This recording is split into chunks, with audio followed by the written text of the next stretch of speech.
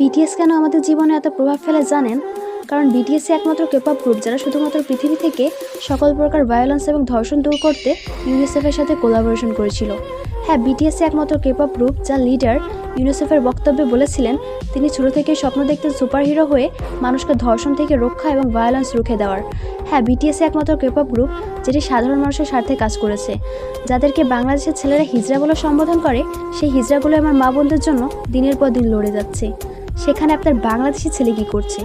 রাস্তার পথচারী শিশু, বৃদ্ধা, হাফেজা থেকে শুরু করে গর্ভবতী মা কাউকেই ধর্ষণ করতে বাকি রাখছে না। আর অন্যদিকে আমাদের বিটিএস লিডার কিম নামজুন পৃথিবী থেকে ধর্ষণ নামক শব্দটাকেই মুছে দেওয়ার জন্য নিজের সর্বোচ্চ চেষ্টা চালিয়ে যাচ্ছেন।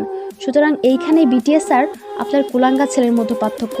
তাই আমি বলবো আপনার সদ্য জন্ম নেওয়া ছেলেকে আর্মের মতো বানান, যেন প্রতিনিয়ত সে স্বপ্ন দেখে সে এই দেশের একজন সুপার হিরো, যে কিনা বাঁচাবে হাজারো মানুষের প্রাণ।